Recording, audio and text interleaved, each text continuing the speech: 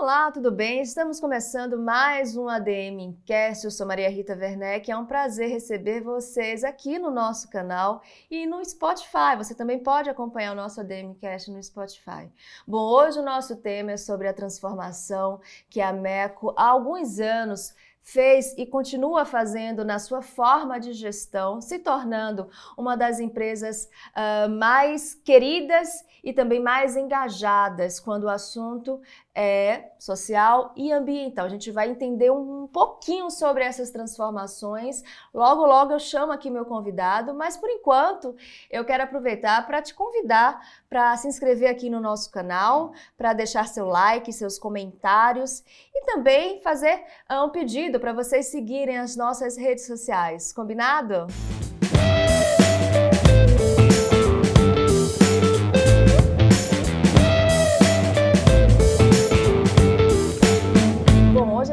Prazer de receber o administrador Jorge Helzel Neto, ele que é facilitador de direção da Merco, a quase centenária Merco. Tudo bem, Jorge? Seja muito bem-vindo aqui ao nosso programa.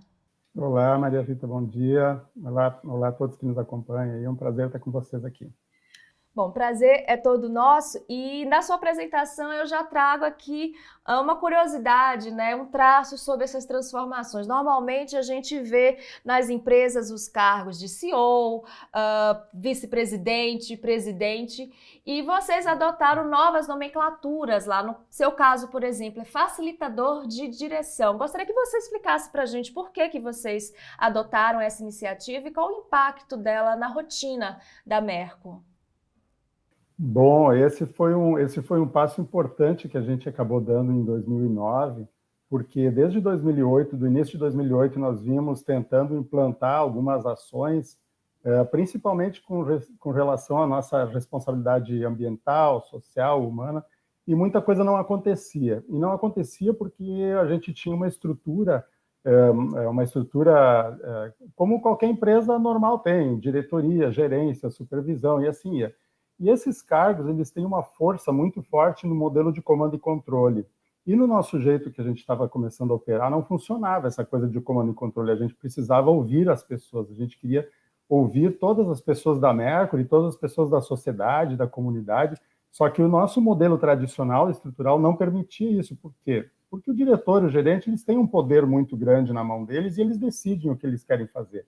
E isso não estava funcionando. Aí nós, então, definimos por derrubar essas paredes, algumas paredes físicas que a gente acabou derrubando aqui dentro da empresa, mas principalmente as nossas paredes mentais, né? Que são essas estruturas de comando e controle que a gente está acostumado a ver em todas as empresas, só que num modelo onde a gente pede mais que as pessoas venham mais ao encontro da gestão do negócio e das ideias do negócio, precisa ter um modelo muito mais horizontal, um modelo muito mais de processos e menos de comando e controle. E aí, então, nós construímos com toda a nossa equipe de gestão, né, tanto os ex-diretores, ex-gerentes e tudo, construímos com eles esse modelo novo para que a gente pudesse, então, ter um jeito de tratar muito mais de processos do que de comando e controle, para poder ouvir as pessoas, né?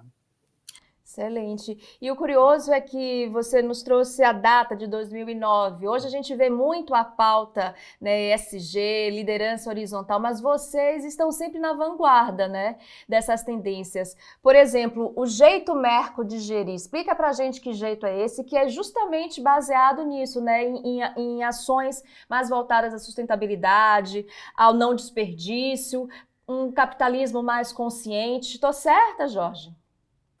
Isso, o nosso jeito Mercury de fazer a gestão, ele tem muito a ver com o nosso DNA, né? É o nosso posicionamento, na verdade. Todas as empresas têm um DNA, né? E o nosso DNA, ele está muito focado nas questões de responsabilidade humana, social, ambiental e econômico-financeira também, né?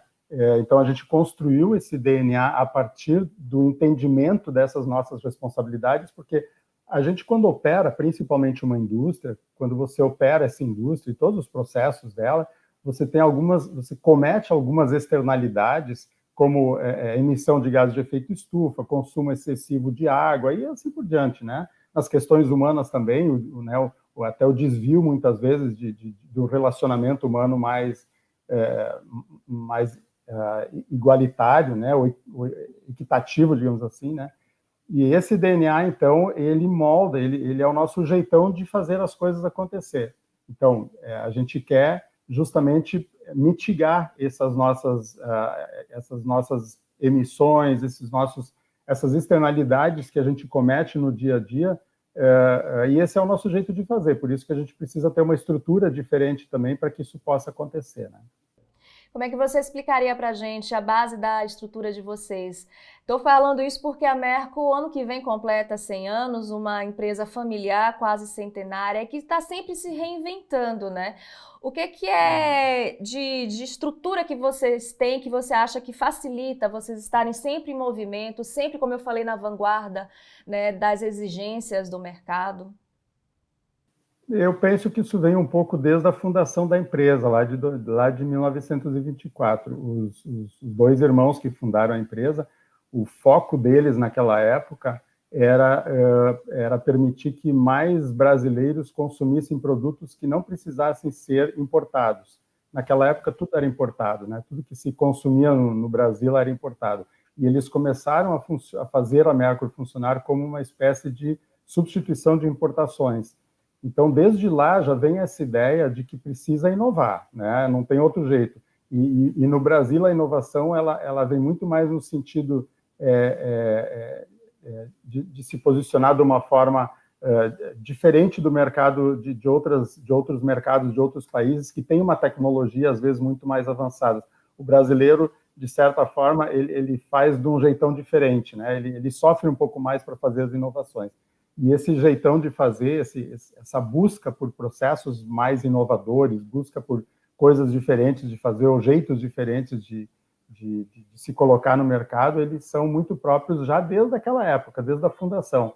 Então, tudo que vem sendo feito na Merco desde então é um jeito de fazer diferente, é um jeito de olhar para o modelo que é feito hoje nas empresas tradicionais e dizer assim, bom, como é que a gente pode fazer de uma forma que se torne mais leve, de uma forma que se torne, né, que se mitigue todas essas questões ambientais, sociais, essas responsabilidades que a gente tem enquanto empresa, né? Como é que a gente pode fazer isso de um jeito mais simples, mais leve e principalmente, né, que as pessoas possam participar? Porque a gente acredita muito que não são as empresas que mudam o mundo, mas são as pessoas que fazem essas empresas mudar o mundo. Então, o processo todo aqui dentro da Merco também começou a partir das pessoas, a partir da transformação cultural com as pessoas, para que as pessoas pudessem entender qual era a transformação que precisava ser feita na empresa, mas essa transformação precisava ser feita por elas, pelas pessoas. Da cultura empresarial da Merco, o que é que você pode dizer para a gente que ainda é possível encontrar a cultura de fundação, né? Eu sei que parece 100 anos faz muita diferença, né? Vocês passaram por vários períodos, momentos de guerra, momentos de mudanças econômicas, a gente teve agora recentemente a pandemia, então é uma empresa que tem história. Mas o que é que você consegue ainda encontrar atualmente na cultura da Merco que você enxerga no passado? Eu vejo que é o próprio jeito dos acionistas, porque a empresa continua na mão da mesma família acionista, né? Eu faço parte dessa família, faço parte da terceira geração, né, da família que mantém o controle da empresa. Eu acho que esse é um processo da própria família, né? É um jeito da família, é o jeito de operar da família. A família é uma família muito simples, né? É uma família que não vê não almeja grandes transformações na sua vida, quer levar uma vida simples, até porque a gente vive numa cidade do interior do Rio Grande do Sul também, uma cidade com 130 mil habitantes, né? Então, é uma cidade pequena, e tudo isso eu acho que faz parte da cultura, né? Parte da cultura, da própria essência das pessoas que são da família, e que transmitem isso para as outras pessoas da empresa, né? Isso vai meio que ao natural, assim, essa transmissão, né, de sonhos que pode acontecer, que pode virar verdade, né? E a gente vai transformando esses sonhos junto com as pessoas que vêm com a gente. Bom, Jorge, uma curiosidade, a gente está falando aqui dessa transformação na forma de gerir a Merco, a gente tem algumas iniciativas muito curiosas. Eu gostaria até de comentar com vocês, na presença aqui do Jorge, uma delas, que foi a redução da produção. Acho que vocês, na verdade, pararam de produzir materiais escolares com personagens licenciados, justamente para diminuir a desigualdade nas escolas. Aí vem a minha pergunta: como é que uma iniciativa dessa chega no mercado? Como é que a concorrência vê uma iniciativa dessa? Como é que o próprio consumidor tem um impacto dessa iniciativa? Porque a gente está falando de uma indústria, né, de uma empresa que precisa ter lucros. E vocês abrem mão de determinados produtos justamente para fomentar a igualdade social, para diminuir qualquer tipo de desigualdade aqui entre as nossas escolas, entre as nossas crianças. Como é que vocês recebem o feedback disso tudo? Às vezes nos chamam de loucos, né? Mas tudo isso começou com um objetivo muito claro na nossa cabeça, né? Nós fomos ao encontro de muitos pedagogos e professores perguntar assim, bom, a Mercur é uma empresa que produz material escolar. No que a gente atrapalha e no que a gente ajuda quando a gente coloca no mercado produtos escolares? E eles foram taxativos em dizer assim, bom, o maior problema do mercado dos produtos escolares atualmente, naquela época, né, são os produtos licenciados. Por quê? Porque uma das coisas que eles fazem, eles tiram a atenção da criança, porque eles viram um brinquedo dentro da sala de aula muitas vezes, né? E nós ainda fazíamos produtos colecionáveis, então a criança podia comprar 3, 4, 5 borrachas de apagar com modelos de carrinhos, por exemplo, né, distintos e tal, então eram colecionáveis. Então, incentivava o consumismo também das crianças, né? E a gente olhou para isso e disse assim, puxa, esse é um dos problemas que a gente quer evitar o consumismo, né? Outro problema que eles trouxeram é justamente esse da desigualdade, né? As crianças sofrem bullying muitas vezes na escola, porque uma criança pode comprar um produto licenciado que custa aí, às vezes, o dobro do preço de outro, né? Ou um pouco menos, e outras crianças não podem ter esse produto, né? Porque os pais não têm condições de comprar esse produto. Então, a gente queria mitigar esse tipo de confusão, né, na cabeça da criança que está ali em formação, está na escola justamente para poder formar uma cabeça pensante, né, um ser, se transformar num ser pensante, né? E a gente queria evitar esse tipo de coisa. Então, quando eles falaram para nós que isso fazia mal, a gente começou a discutir aqui dentro da empresa como é que a gente vai fazer para tirar esse produto de linha, porque ele representava mais de 10% do faturamento total da empresa naquela época. Então, a gente estudou muito isso, né? Fez durante muitos anos não, foi um ano inteiro assim, de estudos para entender como é que a gente poderia tirar esse produto de linha sem prejudicar, na verdade, a empresa, né? A gente não queria trazer também tanto desconforto assim para a empresa. E foi assim que a gente fez, a gente estudou e fez o trabalho, e fez o processo acontecer. Bom, muito bacana. Bom, Jorge, a gente sabe que a Merco é uma das empresas que está no afetivo do brasileiro, né, por toda a sua história. Quem nunca usou uma borracha com o desenho do Deus Mercúrio, né? Acho que todos que estão nos assistindo já tiveram essa experiência. Aí vem a minha pergunta: como é que vocês trabalham essa relação afetiva com o público? Por exemplo, quando vocês estão para lançar um novo produto ou modernizar um produto já existente, como é que é essa comunicação? Quais são os cuidados que vocês tomam, né, para justamente manter esse vínculo, essa identidade com os consumidores? Eu diria que tem um pouco a ver com o nosso propósito, né, que é co-criar o mundo de um jeito bom para todo mundo, né? Então, quando a gente vai desenvolver um produto novo, vai transformar um produto que já existe, a gente faz questão de trazer usuários de produtos, clientes desses produtos, né, o cliente distribuidor desse produto, os fornecedores de matéria-prima, as pessoas que influenciam, por exemplo, no caso de produtos de saúde, trazer médicos, trazer terapeutas, fisioterapeutas, no caso de produtos escolares, trazer professores e pedagogos para olhar para o produto e nos ajudar a construir esse produto, nos ajudar a criar esse produto, assim como o usuário também, né, que eu já falei.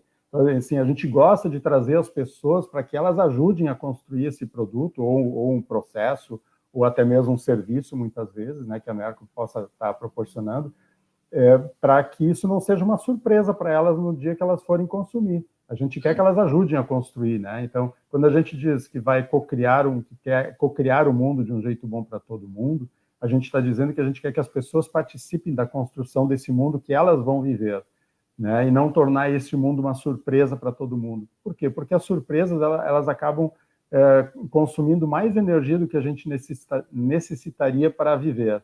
Então, nada mais justo do que as pessoas poderem contribuir com o mundo que elas querem viver e com aqueles produtos que elas querem consumir em algum momento, né? Então, esse tem sido o nosso jeitão, né, de desenvolver produtos novos ou mesmo melhorar produtos já existentes.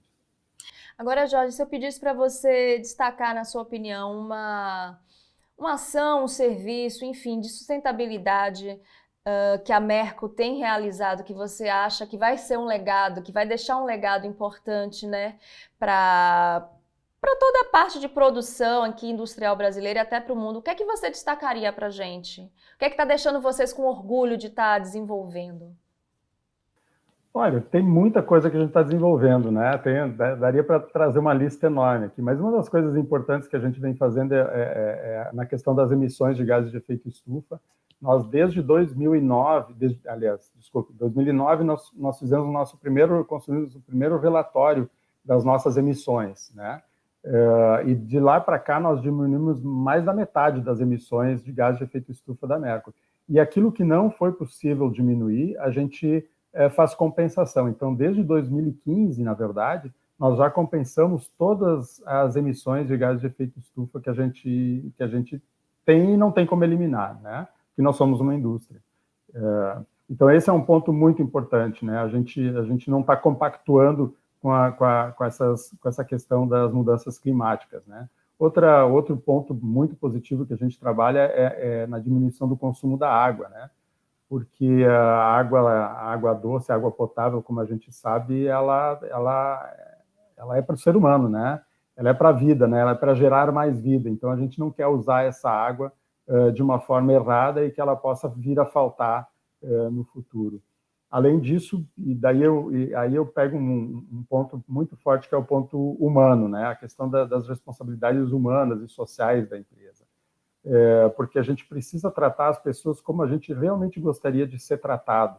E às vezes a gente se esquece, né? Eu sempre brinco com as pessoas que a gente nasceu para ser feliz, mas a gente se esqueceu disso, né? A gente se esquece de ser feliz, porque o trabalho nos traz, às vezes, tanta coisa para fazer que a gente se esquece de ser feliz. Às vezes nem no fim de semana a gente não consegue ser feliz porque está pensando no trabalho da segunda-feira ou no trabalho que passou da semana anterior, né?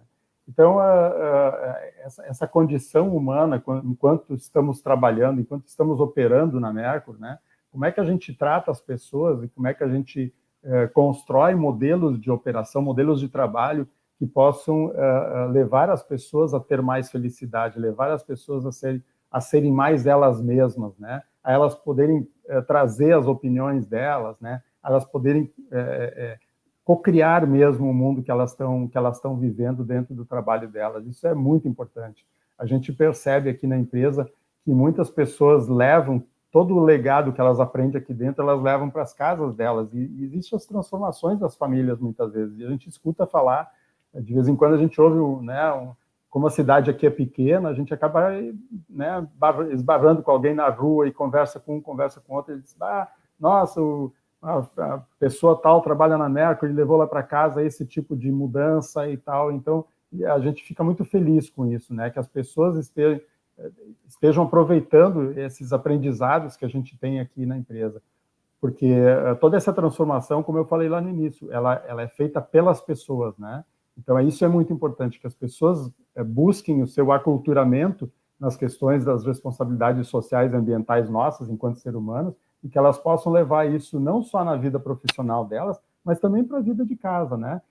Separação do resíduo, separação do lixo, consumo de água, as emissões, enfim, tudo que ela pode estar aprendendo a fazer dentro da empresa, que ela possa fazer em casa também, e levar a família a ter um bem-estar muito maior, né?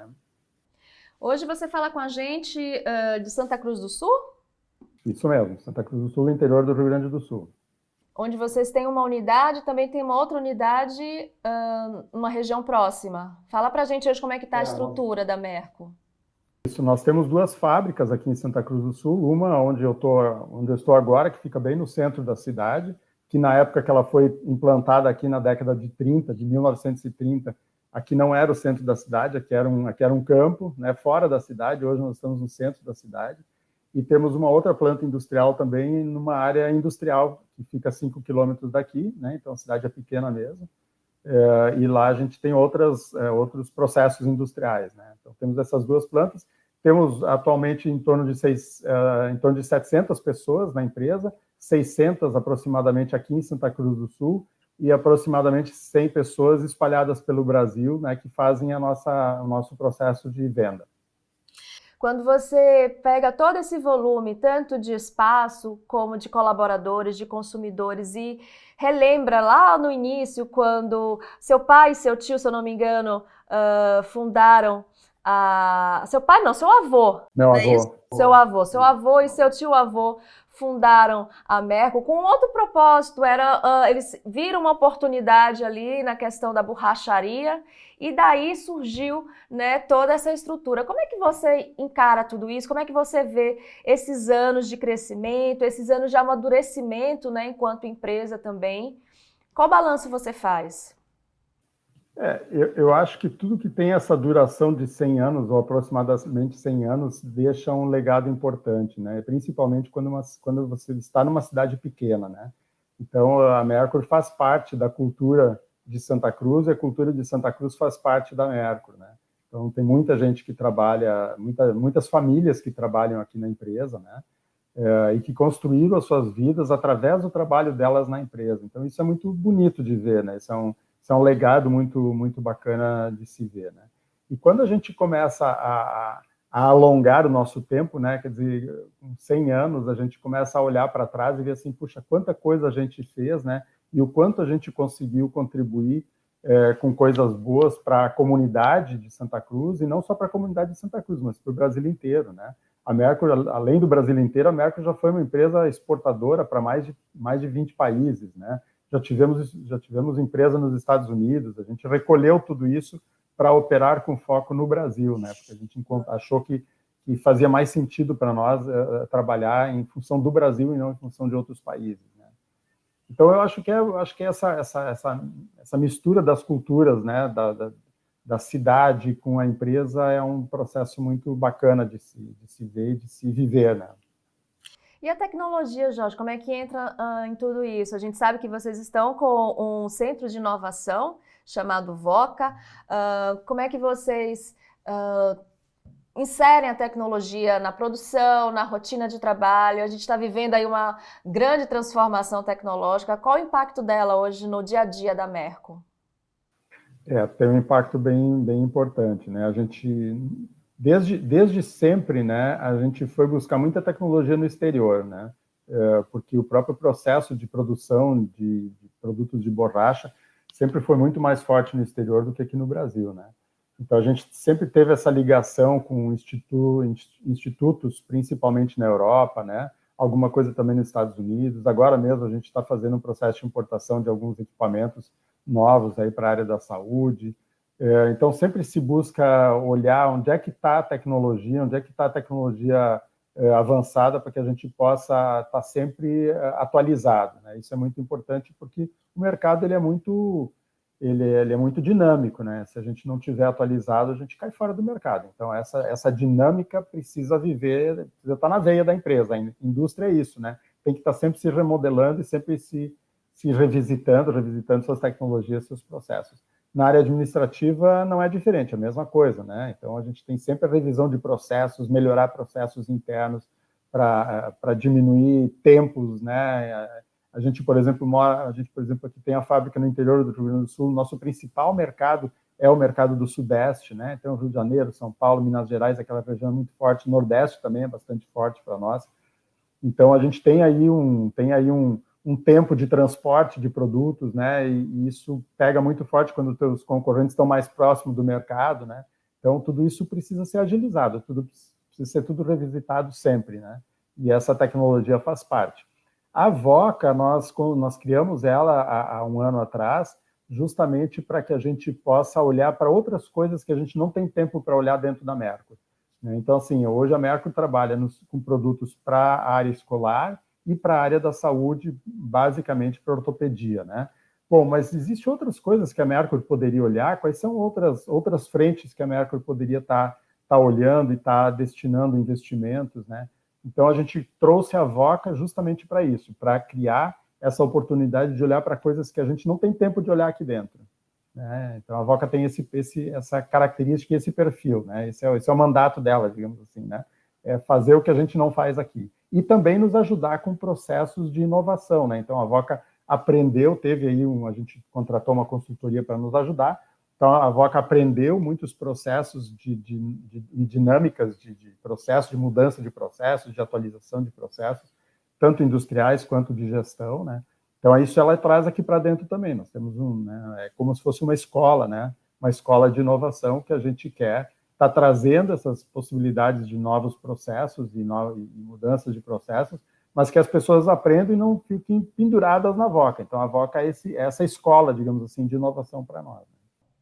Muito bacana, Jorge. Bom, ouvindo você falar, a gente tem a impressão que tudo é muito orquestrado, né? Que cada projeto, cada rotina tem a sua função para que tudo dê certo. Aí eu gostaria de saber qual o grande desafio de gerir, de conseguir orquestrar tudo isso de modo que todos saiam ganhando, né? A empresa, a comunidade, a economia do país. O desafio é grande porque a gente quer que as pessoas apoiem e quer que as pessoas tragam aquilo que elas pensam, da maneira como elas sentem que os processos poderiam ser. Então, deixa eu traçar um paralelo assim, né? Numa empresa tradicional de comando e controle, quem está na direção do negócio define o que vai ser feito e como vai ser feito, né? É mais fácil. Quando você está numa empresa como a Mercury, onde todos têm o poder de falar e de trazer as suas ideias, o processo se torna um pouco mais demorado, um pouco mais longo, porque a gente precisa abrir um processo de consenso entre o que vai ser feito e como vai ser feito, né? Então, as pessoas precisam trazer as suas ideias, a gente precisa discutir essas ideias e aí ver como é que faz para transformar aquilo em ação, né? Então, é um processo mais longo, mais demorado, mas também ele é um processo traz muito mais satisfação para as pessoas, porque elas estão ajudando a construir esses processos novos, esses jeitos novos de fazer as coisas, ou mesmo um produto novo que vai ser desenvolvido com a ideia de alguém, né? Então, essa orquestração, ela é assim mesmo, ela é meio caótica, né? É caótica, como a gente diz aqui, né? Precisa ter ordem, mas precisa ter o caos para que isso funcione, para que as ideias possam aparecer. Senão ela é igual a todas as outras, né? E da sua liderança, Jorge, o que é que você destacaria como algo que você tenha se orgulhado de ter construído, né, ao longo da sua trajetória, uma característica de liderança que você acha importante até compartilhar com a gente, como você a construiu? Gosto sempre de fazer essas perguntas aqui para os nossos convidados, porque é uma forma também de inspiração, né? De inspirar as outras pessoas.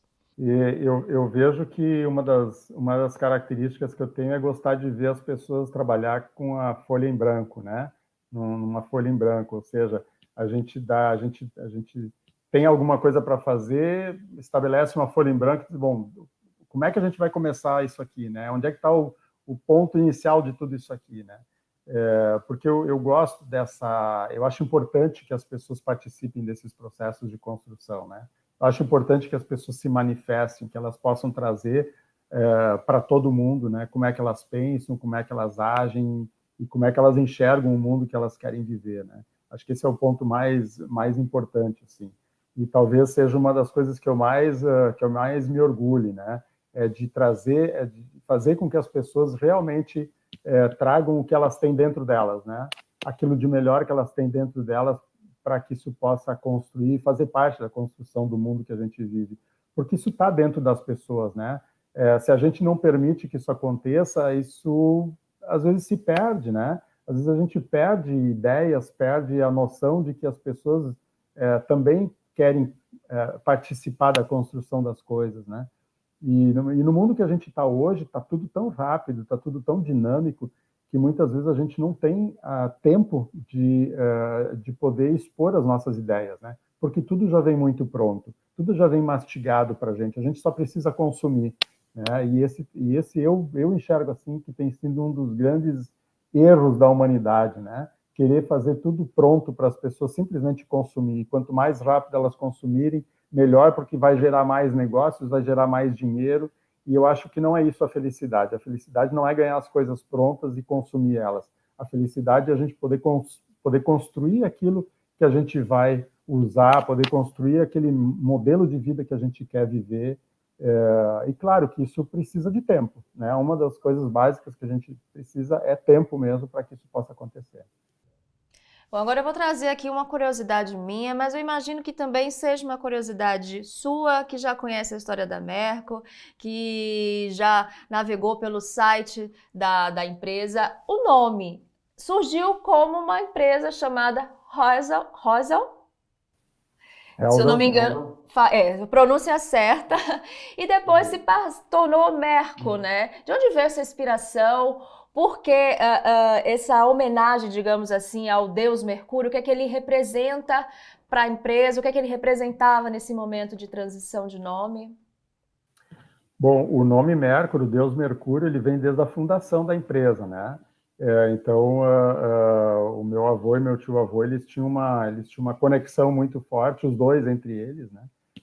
E o meu avô era um cara muito místico, e ele acreditava muito nessa coisa da espiritualidade, dos deuses, e ele colocou, então ele trouxe a imagem do deus Mercúrio, porque o deus Mercúrio é o deus dos negócios, é o deus da comunicação, é o deus do relacionamento, que levava os recados entre os deuses, né? Então ele instituiu esse como sendo assim o centro, né, do negócio da Merco, né? Os relacionamentos, isso é muito importante. E o Helzel era o nome da família, né? Então começou como Helzel Irmãos, né? A empresa começou lá, Helzel Irmãos. E chegou num determinado momento que a gente queria tirar um pouco o nome da família, porque a empresa e a família são coisas diferentes. Isso sempre foi muito claro para nós. A gente nunca misturou o que é família e o que é empresa. São coisas que são definitivamente separadas aqui dentro do nosso negócio, né? Então, a gente queria deixar isso mais claro ainda. E deixar mais claro é tirar o nome da família da empresa, né? Para não haver confusão. Então, a família segue a vida dela, como sendo a família Helza, sem problema nenhum, né? E a Mercury, então, ganha a sua propriedade, né? O seu nome efetivo, que vem lá dos fundadores, que é Mercury S.A., né? Que é o deus Mercúrio, o deus das relações. Né? Muito bacana, Jorge. Agora uma curiosidade sobre você, administrador. Por que a escolha dessa profissão? O que é que te motivou a se tornar um administrador? A conversa é longa, mas eu vou diminuir. Fica tranquilo, a gente tem tempo. Tá bem. Eu nasci como... quando eu nasci em 1961, o mundo ainda era muito mais masculino do que é hoje, né? Ainda se tinha essa ideia de que só os homens conseguiriam tocar os negócios, né? E o meu avô tinha na cabeça dele de que eu seria o seguidor dos negócios, né? E eu recém estava nascendo, né? Então era realmente faz um tempo, né? Então na verdade eu comecei a me deparar com essa necessidade, com essa obrigação de estar na empresa ou de fazer parte da empresa. Isso me incomodou, me tornou um pouco rebelde na minha idade mais jovem, né? E eu comecei a fazer o curso de engenharia, porque eu não queria seguir na Mercury, eu queria fazer outra coisa, né? E aí, quando eu percebi que eu não ia ser engenheiro, porque eu não gostava da engenharia, aquilo não me dava prazer nenhum fazer engenharia, eu já estava na metade do curso, e comecei a fazer algumas cadeiras do curso de administração de empresas. E ali é que eu me encontrei, ali eu me apaixonei pela gestão dos negócios, e parei com a engenharia, segui com a administração, me formei em administrador de empresas, né? Então esse é um pouco da história de como é que aconteceu a coisa, né? Então de certa forma, eu já fui criado para ser de certa forma um gestor dos negócios da família, né? Isso aí. Bom, a gente já está chegando ao final do nosso programa. Infelizmente, a gente continuaria aqui batendo esse papo com o Jorge. Mas para a gente encerrar, gostaria de pedir para você, Jorge, uma dica de leitura. A gente sempre pede aqui aos nossos convidados, fique à vontade, pode ser um livro técnico, pode ser um livro que você esteja lendo, tenha terminado de ler, fique à vontade. Eu tenho uma dica que é um livro da Mercury, né? Que é o Narrativas Mercury, que pode ser baixado direto na internet, no nosso site. Ele está lá, o livro, é um livro que conta toda essa história da nossa transformação, né? Ele foi escrito a várias mãos aqui por nós e por várias pessoas de fora da Mercury também, inclusive familiares, né? Da nossa família. Então, é um livro bem interessante de ler, de entender essa nossa transformação que começou lá no finalzinho de 2008, né? Que é um livro interessante que são as empresas feitas para durar, né? Eu acho que ali é um livro bem interessante, assim, não com tudo que está ali dentro, mas eu acho que ele trata bastante desse assunto, né? Principalmente das relações entre as pessoas. E a gente trabalha muito esse enfoque aqui dentro da Mercury, né? As empresas feitas para durar, elas são empresas que tratam efetivamente dos negócios a partir das pessoas e não tratam as pessoas como negócio. Eu acho que esse é um ponto bastante interessante da gente buscar colocar nas nossas vidas, né? Porque independente de estarmos nos negócios, de sermos pessoas de negócios, nós somos seres humanos e a gente às vezes se esquece um pouco disso. Eu acho que essa relação é que falta dentro das empresas, às vezes, para humanizar um pouco mais as nossas empresas e os próprios negócios que a gente vive hoje, o nosso próprio jeito de consumir aquilo que a gente consome hoje, né? É verdade, Jorge. Bom, quero muitíssimo te agradecer aqui você estar conosco aqui no nosso ADMcast, bater esse papo. Mais uma vez, obrigada, parabéns antecipado pelo centenário, né, da Mercury ano que vem e espero tê-lo aqui novamente no nosso canal. Prazer grande conversar contigo. Muito obrigado pela oportunidade de estar com vocês. Prazer todo nosso. E muito obrigada a você também que ficou conosco em mais uma edição do ADMcast. Tenho certeza que vocês gostaram desse bate-papo. Então escrevam aqui nos comentários o que vocês acharam. Escrevam nas nossas redes sociais também. Sugiram novos temas, novos nomes, novos convidados. Eu espero todos vocês no próximo ADMcast. Tchau, tchau.